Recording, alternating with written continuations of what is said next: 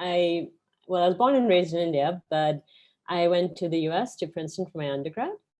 And while I was there, originally I was actually planning to major in chemical engineering. And then I took an organic chemistry class in my first year, and it was a disaster.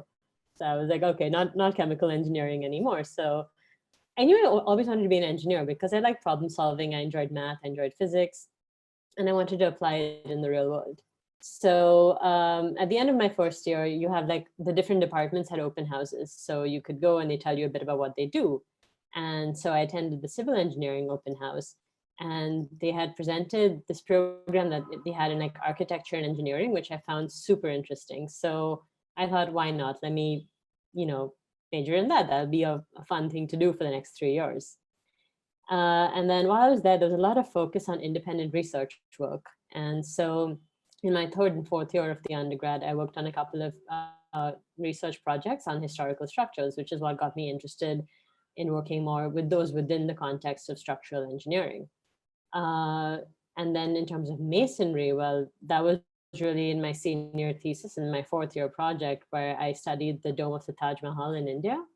And that got me more interested in working with brick and stone structures. And then when I moved on to grad school, I was like, well, what can we do? I mean, what's the biggest threat to these structures? And earthquakes was one of the main things that came to mind, which is how I basically ended up in this field of kind of earthquake engineering as applied to historical masonry structures. So that's what I ended up doing my PhD in Cambridge. And then after that, did a few postdocs all over the place. I was in Switzerland for 6 months, Berkeley for 4 months, losing track of time. And then Minio for the last year, working pretty much in the same field, but on different projects each time. So that's kind of been my journey so far.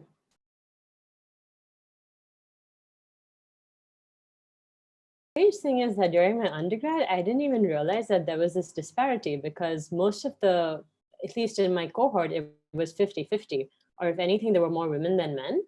And it was the same with the faculty at Princeton, because a lot of my professors were women. So this kind of gender divide that is in the field, I only realized after leaving. First, when I was doing an internship in India for about 6 months before grad school, where I realized that the women were only at like an entry level or doing more kind of CAD and drafting work, whereas all the senior management were men. And then at Cambridge, I realized that, okay, well, the PhDs were pretty well balanced. There were a lot of women, again, doing the program with me, but the faculty had maybe 3 women in structural engineering, which I thought was crazy because it was all men. And that's something I noticed as I kind of progressed up the ladder. So even when I was doing my postdoc at the different universities I was at, I was always in the minority.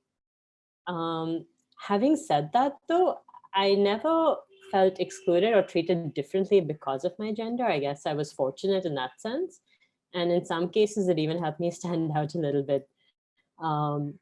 But there is definitely a divide, and that's something that becomes more and more obvious as you kind of, especially as you progress up a level, as you guys may have noticed as well.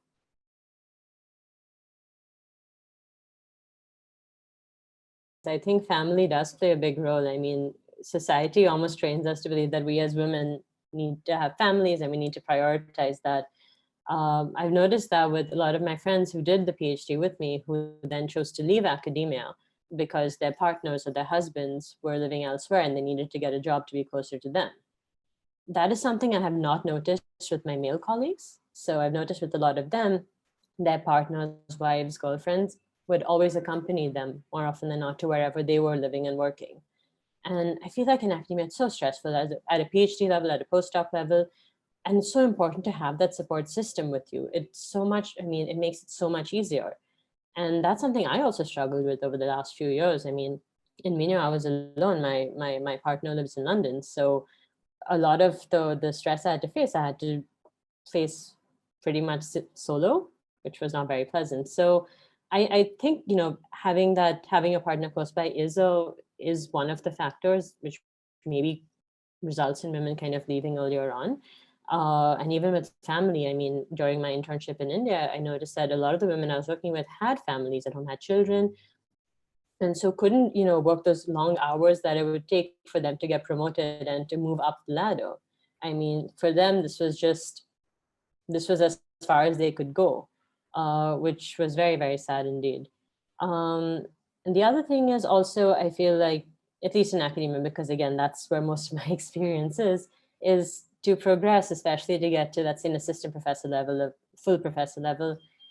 You also need to be a bit more assertive. You need to have that kind of that drive and that ambition. And I feel very often we as women are not so confident when it comes to voicing our opinions about pushing ahead, about like networking, about getting out there. You see it in our interactions. If you're having, if there's a presentation or there's a group conversation, at least me personally, I don't make my voice heard that often because I'm intimidated. Um, it's the same when we're doing like a panel. So recently for the SAC Masters, I think we were sitting in on some presentations, and I noticed that all my male colleagues had no problem asking lots of questions with great confidence. And I had to think 10 times before I asked my question, because I was like, oh, am I sure it's the right thing to ask? Is it a stupid question? I don't know. And that's something that I think they would never even consider. They would just ask the question. And yeah, so I think we tend to be very introverted. We don't, and I think that holds us back in the long run. So I think it's a combination of all those factors.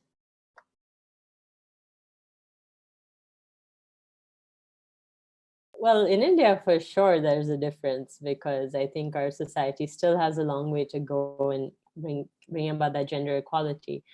But in Europe and in the US, at least in the university setting, I did not feel that difference personally. I didn't my opinions were valued less, or my that I was taken less seriously because of my gender. So I would say in that sense, there was far more equality, even though it doesn't quite reflect in the numbers.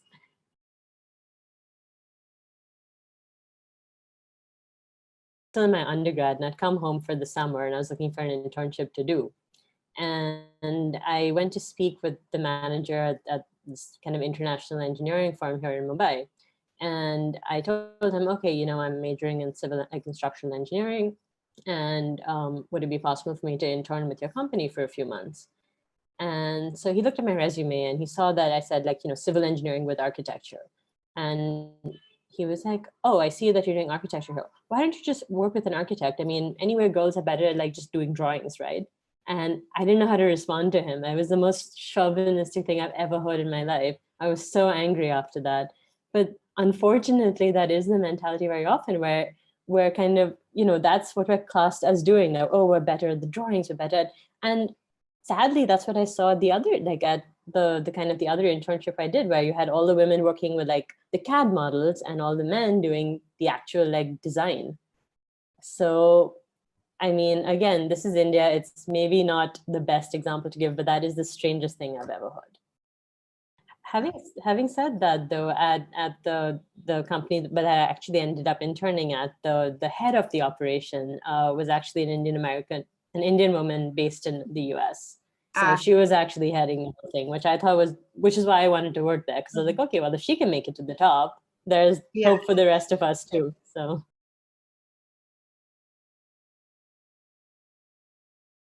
Changes are already being introduced. I mean, I see a lot of universities and their hiring policies are actually kind of going in favor of female candidates, because they are aware of this imbalance that they have.